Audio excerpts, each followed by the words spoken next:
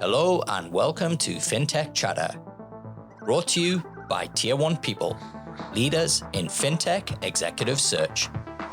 I'm your host, Dexter Cousins.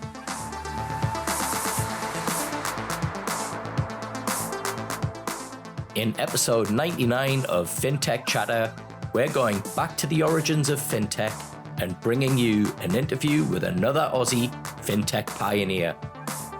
I'm joined by Andrew Rothwell, an original co-founder and chief tyrant of Tyro, one of the biggest disruptors and innovators of payments in Australia. As a jack of all trades, Andrew held many roles in the business, from software engineer to finally heading up the sales division. Andrew sat on various national technical committees that provided the regulation and guidance for the development of Australia's present-day payment system. Tune in as Andrew and I talk about the Tyro journey, what lessons he learned along the way, and what life has been like since making a successful exit. As we get close to the milestone of 100 episodes, I'd like to say thanks for all your support so far. We really wouldn't have made it this far without you all. And if you're new to the show, make sure to like and subscribe. Andrew, welcome to the show. Thanks very much, Dex. It's great to have you on. And I guess, somebody who's been around the fintech industry for a long time, it's fantastic to have one of the kind of original gangsters, as I like to say, who, kind of built a fintech business before it was even a word. Mate, so how are things going? 'Cause it's been a few years since you left Tyro. What have you been up to since then? Oh, mate, it seems like forever ago that I left. I think it might have been mid-2017 when I left the company. And I had a couple of short stints at Data Republic and Tide as a COO and sort of interim CEO for Tide. And then after that, I kind of realized that I couldn't find what I was really looking for that was going to drive me like wild with enthusiasm. And also we had a young family. I was going to say, mate, probably the greatest startup of your career that age. Jesus Christ. And it's 24/7, Yeah. The last 4 nights for me with Mick have been a bit tough. Both the kids have got colds, and so you're wandering from bedroom to bedroom, settling them down and making them feel better and all of that, and you know what that's like. So yes, I always say to people that launching a business is like starting a family. It's amazing what you can achieve on 4 hours sleep per night. I know, like 3 or 4 hours, and you get used to it too, don't you? When before we had kids, it was like give me 6, 7, 8, 9 hours of sleep a night, and I'm a happy camper. And then when you first have kids, you rail against the fact that you're only getting a few hours sleep a night. And then you get to the point now where the kid's a few years old, you kind of go, you just roll with it. It's like 3 or 4 hours. Oh, yeah, okay, I can carry on. It's another day. So. I had mine really close together. I think they were something like 16 months apart. And I figured it was probably around about when the youngest one turned 3, so we're nearly 4 years into the journey. We're probably 4 years into the journey. I remember the first day that I went to work and I didn't have this kind of fogginess in my brain. I was clear, and I was like, wow, this is the first time in 4 years that I've actually been able to think straight. Your baby brain isn't affecting you anymore. Well, anyway, mate, we digress. I wondered if, for the benefit of our listeners that might not be aware of Tyro, if you could tell them a little bit about the organization, and then we'll talk a little bit about the origins and how you got it off the ground. Sure. So Tyro is, when we set it up explicitly for the purpose of acquiring debit and credit card transactions in Australia. The idea, we might fast forward because I think it kind of makes sense as to the genesis of the thing.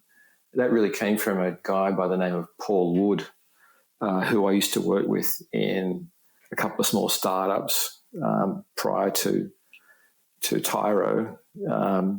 And they were basically building data communications products in the IBM sphere for years and years and years. Anyway, there was another guy also, Peter Haig, and Paul and Peter had a long history together in that particular space. And then I came along latterly in kind of late 93, 94 and joined them as a software engineer. And so I got to know them over that next sort of 8 to 9 year period when their little startup, including me, got acquired by Cisco. And so we wound up by working crazy dog years at Cisco, traveling backwards and forwards between Sydney and San Francisco, helping to build out, what is now the internet. So this is before Facebook, before Google, before Amazon, any of these like new Web 2 style companies as they were called way back. Anyway, the three of us kind of went off on our own way after the company was like taken out by Cisco, and Paul retired and Peter went on to a couple of startups and I went off to another startup. Anyway, long story short, we kind of all got back together again because Paul had seen an opportunity in the banking space where he thought technology could be brought to bear on solving the problem of credit and debit card acquiring, because way back then, the technology that was being utilized was pretty inferior to what we know now today in terms of speed, in terms of reliability, in terms of security and scalability and performance and all the rest of it. And his decision was informed by the fact that we'd all worked at Cisco for years and we were building out the internet. We kind of knew all about those influences that I just mentioned in terms of how they can radically reshape businesses. Yeah. And I was going to just kind of say to give some context to some of our listeners who, look, they could be in their kind of late 20s, early 30s. If you go back 10, 15 years ago, Andrew, I mean, it was, you're talking about credit card, debits that were taking 4 days to clear. Well, that's right. I mean, there's sort of multiple parts to the whole, system of acquiring cards and having them authorized. So there's the pure like transaction routing piece, which is complicated enough. But then there's the whole clearing and settling piece behind all of that once the approval's done. And of course, 70s and 80s technology was still being utilized in the noughties. And, the old IBM mainframes and prone to error and slow. And you still have like manual processes going on. So just as an example, and I've given this one quite a few times, in terms of like the national settlement bank to bank overnight, there used to be a guy that sat at the RBA with a spreadsheet with all the banks down one side and all the banks across the top. And he would say, Westpac owes Commonwealth Bank Y dollars and Commonwealth Bank owes Westpac X dollars. And they really should like tally up to be equal. And if they don't, then, well, we'll settle you guys for the least amount and you guys can worry about the excess, tomorrow. So this guy sat at a green beige desk with a desk lamp and 5 fax machines to receive these instructions and would basically manually settle all the banks overnight. So what year are we talking about here? This was well into 2003, 4, 5, I think, if I remember rightly. And, this is crazy stuff. And if you look inside some of the files that were, transmitted around the place between the banks and the RBA, they were called BEX settlement files. And in some of the fields of the records, there used to be like a field called real number. Well, the real number was actually denoting a tape number for, the sequence of that reel in a set of tapes that the banks would ship off to the RBA every single day. So you'd have motorbikes running around town with like packs of tapes on their backs to go settle. We might have to explain to some of our listeners what tapes are, right? Oh, man. Well, imagine, I don't know if it'll, remember a cassette tape, okay? Yeah, maybe like the data tapes, 15 times, or your granddad's reel-to-reel tape. I mean, that's a more approximate kind of thing. Yeah. Anyway, so it was pretty funny. All that stuff was very manual and tedious and long-winded, and we came along, and that was one of the many things that we did was to automate that process of settlement.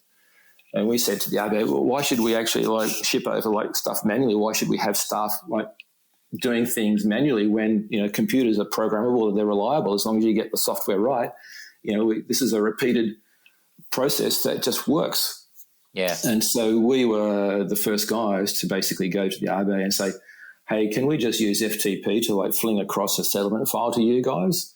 And it took a bit of convincing to get them to do that, but in the end they did. And to highlight the error proneness of the old processes that the banks used to use, we set ourselves up as an acquiring bank. So we had an ADI, but we couldn't take deposits. Okay, we actually shipped money to other banks. We weren't the net receivers of cash from other banks. And so one night, Peter Hay, who was essentially operating as our kind of engineering and ops guy, got a call at 2:00 in the morning from the RBA saying, from another bank, and saying, hey, we've just deposited 50 million into your account. We went, hooray, here at the Bahamas, here we come. I'm just being facetious. Peter said, well, all right. I mean, we just actually we saw your incoming record, and we just refused it automatically with our software because we realised that we're not a deposit taking institution, so have your money back. And of course, that created absolute mayhem in the other bank because they didn't know how to accept a refusal record automatically. So they were up in arms for like hours and hours until they could finally solve their own problem of manually processing a incoming refusal record on their, or a return record on their side. And this happened twice with another bank. So this just highlighted the fact that the technology we were building was robust, it was secure, and it just mechanically worked reliably. And so the RBA and APRA especially went, there was a bit of a turning point because they realised that these guys are actually onto something. If people can build reliable systems that just work, then maybe we should actually investigate the use of new technology a little bit more because what we've got currently clearly isn't working properly for the customers. So at what point in the journey was it that you started to really get the kind of the APRA and the RBA taking notice of you?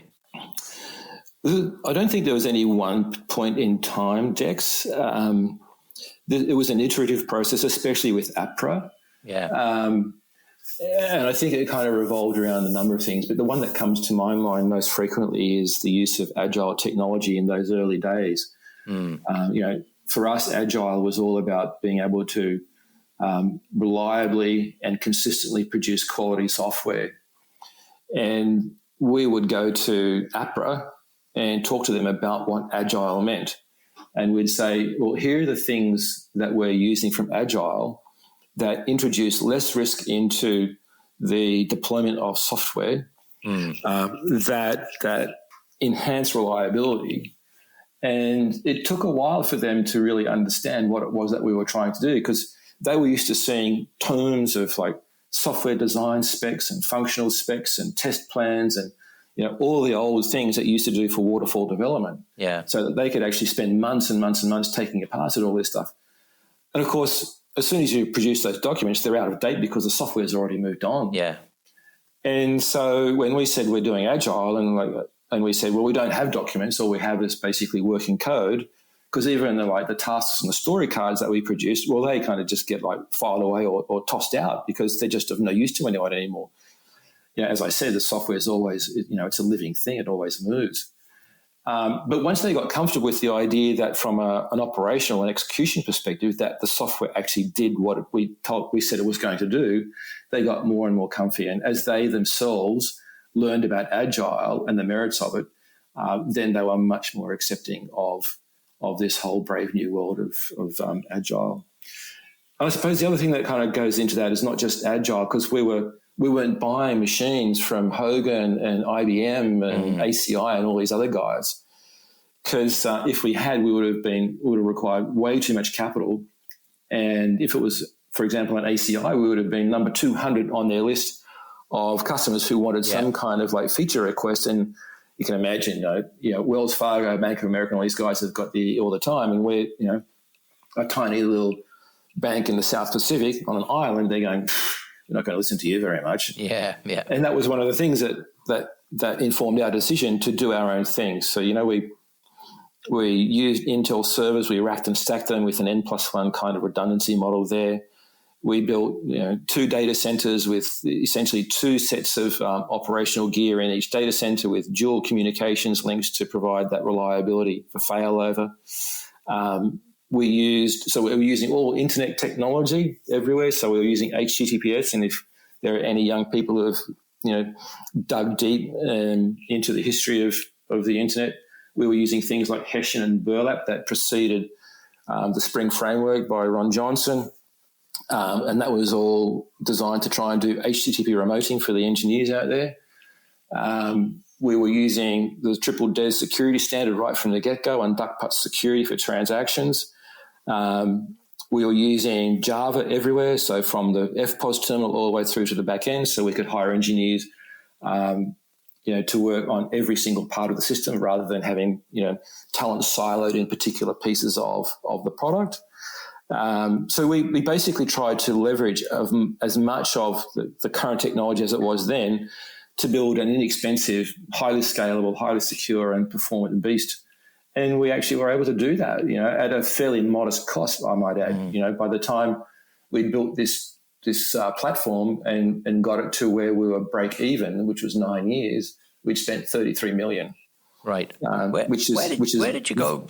Where did you go for funding? Because if you look at some of even the seed rounds now, I mean, we're seeing like nearly $10 million seed rounds, right?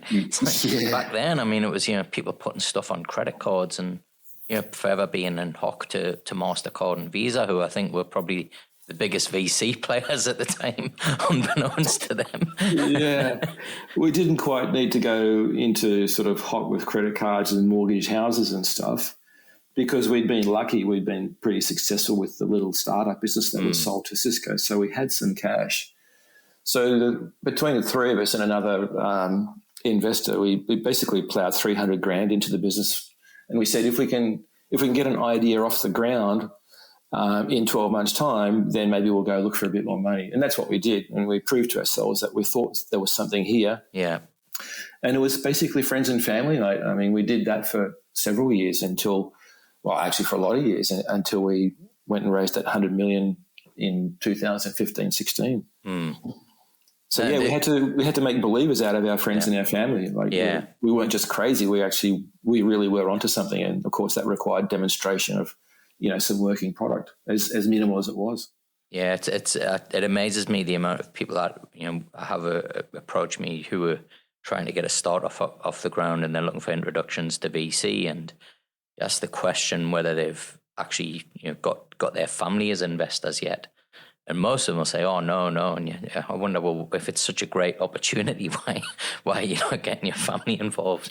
I think maybe it's because they don't have the conviction, real conviction of the idea and ability to make it successful. I think that's right. I mean, there's nothing like using your own money or your family's money, right? Like, you've got to have true believers in the camp and around you. And there's a lot to be said for that. I mean, it is true that today, I think it's probably a little easier for startups to go and get cash at the seed round than at the Series A round. There's just no doubt about it. That's a good thing, right? But it's great. It also, as you say, it can make people not quite the true believers that maybe people were, way back when. And I don't mean that in a disparaging way at all. I agree. Look, and I think one of the interesting things that you've raised is, Tyro is built from another business, and there's a lot of talk out there where we're always talking about Australia being behind Silicon Valley, being behind the UK, and that if you look, one of the reasons why Silicon Valley is ahead is because you have all these founders who started businesses like PayPal and have now gone and built Tesla. Yet very little gets said here in Australia of the fact that you guys sold a business and then used that money to go and build Tyro, right? And I think we're already seeing the benefits of the early entrepreneurs in Australia in the kind of late 90s and 2000s, that we've already seen the impacts of that. And I think that's one of the the cool things that we kind of tend to overlook here in Oz, is that there's a lot of people that are already giving back to the industry and have been for a long time. I agree. I mean, not just monetarily either.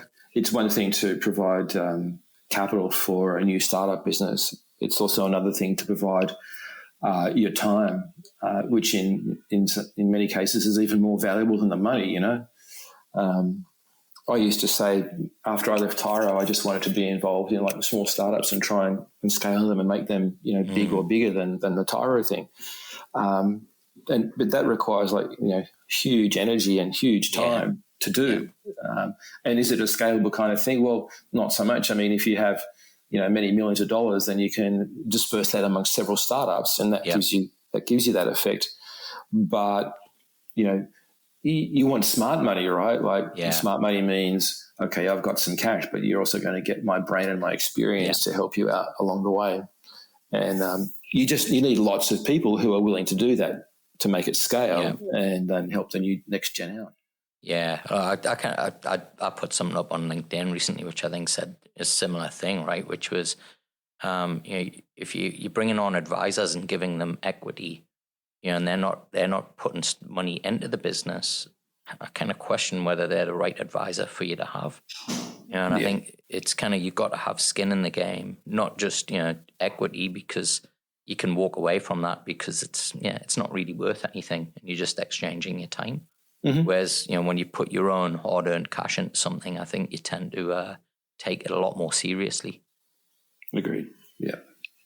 Now, what really fascinated me, you know, when I very first connected with you, maybe it's about 5 years back, was how you'd gone from this journey of being, you know, the engineer at Tyro to then heading up the sales and distribution. That's not supposed to happen, but it did. How on earth did that come about?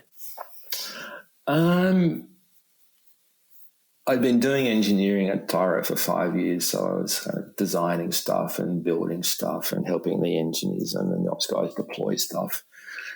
And I got to know the system pretty well, certainly from the transaction routing perspective. I didn't get so much involved in the back end and the settlement because I wasn't really a database guy, and I didn't want to be. So after 5 years, I'd had a few months away from the business, and I kind of came back and it's like, what do I want to do? Do I want to go back to engineering? It's like, no, I've done 25 years in total of software engineering. I'm ready for something else. How can I help the business? And I thought, you know, I can talk reasonably well. I can be convincing. And I think the best thing for me to do in order to help the company like scale is to try and sell what I've built. So I spent 6 months actually just learning how to sell, you know, learning, you know, how to create a pitch, learning a telephone manner, learning how to speak to people like face-to-face, talking about my product and you know, making tons of mistakes along the way. But I kind of got it in the end. And the one thing that worked for me was, you know, I'd been a surfer for a long time and I knew some guys in the surf shop industry. And I managed to convince them to take a shot on this company called Tyro and, you know, hand over their FPOS business to us, which they did. And then I learned that in order to scale, it's not good enough to just go shop to shop to shop, which I did, pounding the pavements and crawling on the cabinets, installing stuff. But that was good because that created the credibility that I knew what I was doing, not just talking, but actually implementing, you know, a working system for these people. But the thing I learned was to actually create channels, was to go to talk to groups of companies, you know, whether it was a surf industry association mob that had, you know, 80 or 100 members who would all get together and talk about all their suppliers and the problems I would have and, you know, where can I get the best deal? And I would go to these events and pitch up and talk about the Tyro story. And I would, you know, in the early days, I would get just one or two inquiries, but it gathered a bit of like pace because I learned to find the real influencer in those industry organizations. And if I could convince them to have a crack and it worked, then they would do my selling for me. And so that's how I kind of progressed my sales career, which was to go and find the industry organizations, go and find the influencers, convince them, and then let them help me to do the selling. And then that kind of gravitated towards the sort of the point of sale software industry, because I realized that, well, these guys, you know, have hundreds or even thousands of customers and they could be a great channel partner for me as well. So if I can do an integrated FPOS product that would help their customers, then maybe they would actually be interested in helping me. And that's how that all kind of panned out. So when I went into the sales business, I think we had 38 maybe integrations at the time, and by the time I kicked out of that role, I think we'd had 100 or so integrated partners who are helping to sell this Tyro integrated product. It's fascinating to hear about your journey, because that's pretty much it sums up exactly what I share with clients when they're looking for a sales director, or the country GM who's going to be the enterprise sales director as well. You don't want somebody who spent 20 years at Oracle just going out for lunch on a Friday. Sales is a process, and it's first of all understanding and identifying problems, and then being able to, in partnership with your customers, develop the right solution. And I just think that kind of engineers are way better suited to that whole structure and process than somebody who's really charismatic and kind of is a bit smarmy and looks great, sounds great, but doesn't actually understand the process. I was fortunate in that I have the founder tag, and that has its own kind of cachet, so people are a little more inclined to believe you when you're talking about a product. But that wasn't the only influencing factor. The fact is that I did a lot more than just sell an FPOS device when I was acting as a salesperson. I acted as an IT support person for a long time for many of the customers who were influencers for me. So not only did I install FPOS systems, but I installed routers and VoIP, voice over IP. I installed backup systems and lots of other, and security systems, lots of other stuff that I wouldn't normally find myself doing. But because I did that, then again that created the credibility, because I understood the entire IT system for a particular shop. And the more I did it, the more I realized this was a cookie cut process, and I was able to create essentially instructions for people to use so that I could scale that knowledge and expertise out.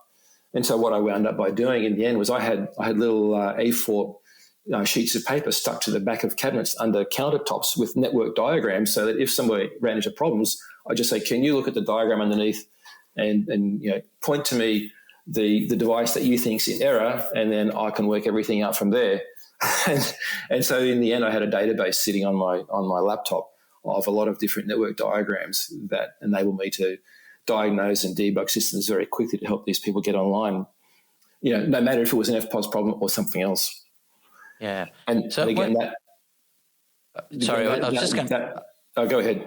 Yeah, I was just going to ask, when you were doing all of this, it almost makes it sound like this was a rinky-dink little kind of business, right? When you talk about all of the things that you were doing, but it was a significant business at this point. What was the point that you kind of recognized that actually this is going to be big, and I'm going to have to move away from all of this stuff and kind of, take a higher level view? Until you added that last piece to the question, I would have said there's probably a number of different points at which we thought the business was successful. Firstly, we got a bank license in 2005. That was a big deal. Really the first neobank in Australia. Oh yeah. This was when you could go and apply for a specialist credit card institution license, SCCI, to either acquire cards or to issue cards, and we were the only crew to apply for and get one of these SCCI licenses. And there was a issuing one which I think GE Capital took, or GE Money, I think. Anyways. The APRA realised that the process of applying for and getting an SCCI was so huge that it prevented a lot of people from actually going through the process. A lot of people sniffed, but they just walked away because it was too hard, because it was almost like going for a full ADI. Not quite, but sort of approximately. And that's what caused APRA essentially to go and look at sandboxes that ultimately became these other new bank licenses, the Raddies and the like. It was tough, but when we got the license, it was it wasn't champagne corks, but it was, wow, actually, we might have something here. And then, of course, the next piece was, which was concomitant to the license, was getting membership to Visa and MasterCard. I think the next time we thought we had a business was actually surviving the GFC. I think we were a few months left in the bank of cash when the GFC hit, and we go, oh, my goodness, we're going to have to close the doors on 45 or 50 people or something. But we actually closed around on the day the GFC hit, 60% oversubscribed at a pretty hefty discount to the preceding share price, but it was oversubscribed and we were able to carry on going. And I think the other major point where we thought we had something going was when we won the Easy Claim contract with Medicare. That was a big deal because that got us instant scale, basically. And it was, the one big integration project that was vertically integrated that provided real differentiation between us and the other banks. So those, again, going back to your question, those were the sort of turning points where I thought we had something real. Yeah. And when you threw the last piece of that question in, which is like what made me step away, was it wasn't that I knew the business was cooking by then. I mean, in my last year as a VP of sales, I think we were doing 8 or 10 billion of card transaction volume annually. Right. And we had, 60 people working in sales or something along those lines. Wow. And we had been organically differentiating out roles and groups of people. We had a retail team, we had a hospitality team and a health team. And each one of those teams was doing something slightly different in terms of how they would approach customers and sell. And I was looking around, because after 4 years, I'm kind of going, well, okay, what else is there for me to do? Because this thing's actually going quite well. And I mean, the truth is that there was only one other role that I would have liked to do, but I don't think I was equipped at the time really to do it, and it was already occupied. And so I thought, okay, I'm going to go and look for something else to do outside the company. How did it feel kind of walking away from it? I don't think I really understood what it felt like until the night they threw a party for me at a pub in town, and I had to make a speech. And even through the speech, I was still thinking, yeah, I'm going to go to work tomorrow, even though I was saying I was leaving. And it wasn't until one of the sales team, I can't remember her name now, she came up to me and she cried and said, "Oh, this is no good." And it all came out then. I was like, "Oh my God, I actually am leaving." And I was like in tears, and I finally realized that this is actually what I am doing, and this is what I need to do. And that was the point where I went, "Okay, I'm done." And it's like kind of it was a family thing. It really was for a long, long time. And so that was the point at which a bit of sort of bereavement, I suppose, started. And to be honest, I mean, that bereavement process carried on even into my next role, which wasn't good, right? Like I should have understood that it was going to take me probably 6 months to get over having been a core founding member of an institution like that before I would think about engaging in another enterprise, because you can't help but carry that kind of DNA with you to your next gig if you go from one job to the other very quickly, especially if you've been there for such a long time. So that was a mistake of mine, actually. Right. Well, looking back on that, what do you think you would have done? A lot of people tend to go traveling or something like that. Do you think that's something you might have, on reflection, have kind of done yourself?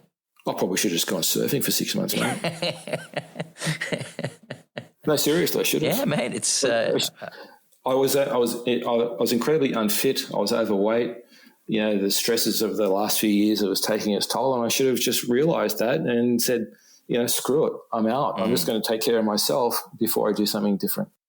So you talked about kind of giving back there, and we talked a little bit about that. You were on the board of Doshi, who had a successful, I guess, acquisition from X15 Ventures earlier this year.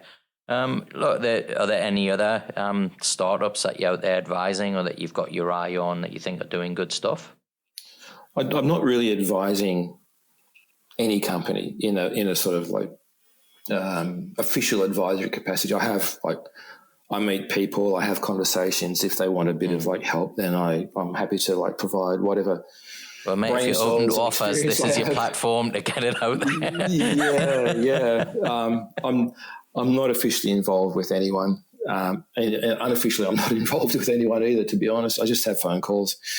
But look, I'm probably spending a lot more of my time outside of the fintech area these days in terms of like looking at startups and businesses. Cool. So I guess if you were to start again, right, open slather, what's the big problem that you think you would love to solve next time round? Really, really easy. It's certainly not in a fintech space because that's a overcrowded arena right now. The thing that's been appealing to me for the last couple of years is the environment, and how are we going to leave a planet that's in somewhat decent shape for our children and our grandchildren? Because we've royally screwed it up. My parents and my grandparents, we were pretty ignorant about the effects that our lives have had, technology and so forth on the planet and on ourselves and everything. So I guess I've been involved with a small company called Hydrophos Gas, and its mission is essentially to try and sequester as much carbon out of the oceans as possible and actually reuse that carbon in other products. So you have this sort of virtuous circle of carbon use. So that up until the last few months, that's been really occupying a lot of my kind of think time because you look at the 2030 and 2050 goals set out by COP26 and in Australia, the government approached that. And you kind of go, they're really lame on their 2030 goals, and we have a couple of Australians and actually 3 Australians who are trying to figure out how to remove a gigaton of carbon from the oceans annually, which would hopefully allow the oceans to take more carbon from the air, because 30% of all carbon actually gets digested by the ocean, right? In various carbonate forms. And if we can pull that carbon out of the water and reuse it, whether it's for concrete, whether it's for foodstuffs, whether it's for fertilizers. I mean, there's a number of different uses for carbonates in their various forms. I would love to be able to see that happen, so we could essentially have that carbon captured and utilized in a way that doesn't have it sitting in the air or in the oceans. That to me is a really, really big project. It's as big as the Sun Cable projects, and probably bigger than that, I would say. But it's very exciting to me. I think if that carbon capture problem can be solved out of the ocean, then I think we're going to go a long way towards being able to reduce the emission of carbon and its capturing, and therefore reducing the increase in the global warming temperatures. I just think that's a massive problem. Yeah, awesome. It's kind of fascinating to hear, so many people now who've, were the early innovators in fintech have now put their attention and their focus onto the environment. And it's kind of, for somebody like yourself, Andrew, who I know, so passionate about surfing and the ocean and the beach and all of those, and that lifestyle as well, and where you live in the world. I mean, it is paradise, right? And you're absolutely right. Us as parents, we got a duty to leave it in a better state than kind of what we've put it in for our kids and our grandkids. Oh, mate, I want my son Mick to be able to go to the Joey, which is a surf break under the Barrenjoey Lighthouse in the summertime, and sit there at 6 o'clock in the morning, with a 6 to 8 foot pumping swell that, I was able to enjoy when I was, in my sort of 20s and 30s, and enjoy those exact same conditions. Because if we keep on going the way we are, he'll never enjoy that, right? So I want him and all of his mates to be able to enjoy the planet as we've been able to enjoy it. Well, Sorry, mate. You go. Oh no, there was one other little company that I suppose I'm involved with a bit out of the University of Newcastle called Diffuse Energy, and they're another renewable mob. They're doing like wind turbines. Yeah, they have a very, very interesting turbine motor that's way more efficient. I think 25 or 30% more efficient than anything else on the market. And they're actually trying to solve the problem of providing renewable energy, electricity to microgrids. So they would like to build systems where you have solar, wind, and batteries sitting at the base of, for example, like cellular towers. So rather than trucking in, hundreds of bloody gallons of diesel to fire up the generators, they would like to be able to demonstrate that you can have an off-grid 100% reliable power supply that's essentially revolving around the wind and the sun and some storage batteries. I think that's also a cracking little idea that has a lot of utility. Yeah, mate, well, I can tell you living up that way, we get a lot of wind and sun up there. Got a lot of wind in different forms, mate. Yeah, especially when you got a gas bag like me up there. Well, we're kind of coming to a wrap up, but before we do, let's kind of recap on the journey of Tyro from startup, successful exit when they're listed on the ASX, and was it late 2018, 2019? What kind of tips have you got for any other kind of founders out there? Top 3 tips of kind of what will get you from the journey of startup to successful exit. I'll probably only have one tip, but the fallout from that tip has many other consequences. Yep. I don't think I knew myself very well at all when I began the kind of startup journey. And that journey kind of began a long time ago, back in the early 90s, I think. But if I think about, Tyro as the sort of starting point for a startup, I still, I was in my early 40s and I just didn't know myself at all.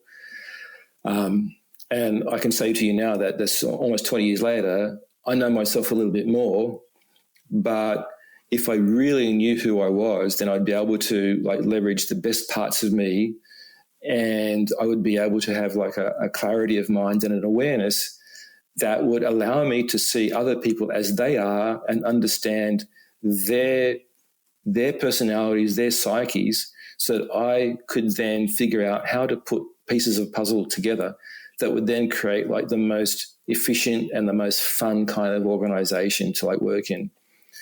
Because if you don't know yourself, it's very hard to know anybody else. And if you don't know yourself or anybody else, how the hell can you put together a winning team that's going to solve big problems? Yeah.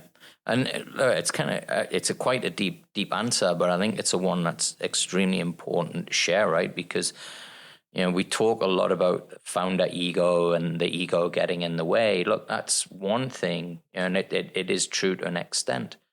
But as you say, it goes much deeper than that. It's not just about people having ego, but it's really understanding themselves. And, we kind of, the rhetoric that's out there around accepting failure and all of this stuff, I think what you said is probably the most important bit of advice, right? Which is, you really do have to, and I've had for the last 2.5 years, right, a brain coach, a consultant, a psychologist that basically, works with me on neurolinguistic programming and what's happening in the chemistry of my brain, and when I have emotions and feelings, what is that doing to behaviors and actions, and what am I saying and how am I saying it? And it's now as essential to me as having a fitness coach or a business coach or any other kind of coach in order for me to perform at my best. Couldn't agree more, mate. I mean, how many of us truly know how we react in the face of anxiety, of fear, of stress, of grief? We don't really know how we react until we're truly under the pump. And gee, wouldn't it be great if we knew ourselves enough to avoid having to be really, really under the pump to understand ourselves? And so if we can do that through some practice of awareness, then we're going to go a long way towards being able to function much more effectively, both at home and at work. Absolutely, and I think that's the kind of key bit, right? Is as we've all understood, work and home now is the same thing. Yeah. And, let's go back to the kids where we first started, right? I mean, kids are the greatest reflection of ourselves. And you have, shit moments, and you have, that's wonderful moments, and everything in between. And I think that's the process of like self-discovery in a way.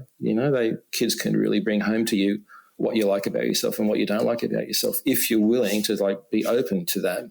Yeah. Yeah. Oh, look, absolutely. I think it's kind of, I've found that's been the most confronting thing is, my wife and I will argue when we see the kids behave in a way that we don't like. And we all both look at each other and say, where did they get that from? And then I catch a glimpse of myself in the mirror and think, oh, God. It's like, oh, no. It's like, exactly. I'm the example. I'm just, kind of seeing, it's just being reflected back to me how I am. It's being reflected back by my kids, and it's confronting, right? That's right. So now take that mindset to work. Yeah. Mate, it's been fantastic to have you on the show, and thanks for sharing the journey and, the wisdom that you've picked up along the way. And I'll have to keep an eye out for, these other ventures that you're involved in. Thanks, mate. I mean, it's a great talking to you. I love the conversation.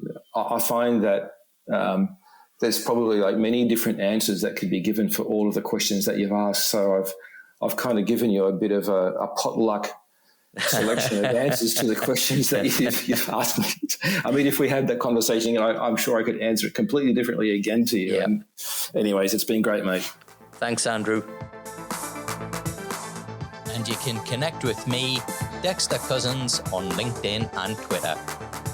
For early access to new shows and updates on the latest exclusive opportunities through Tier 1 people, subscribe to our newsletter by visiting the Fintech Chatter page on LinkedIn. Thanks for listening. If you enjoyed today's show, remember to press follow on your favorite podcast player, and please consider leaving us a review. It really does help me in bringing in great guests and help fintech fans like you discover the show. Fintech Chatter is presented by Tier 1 people, leaders in fintech executive search. We'll help you launch, scale, and innovate by delivering world-class talent. And you can find out more at tier1people.com. Until the next episode, stay safe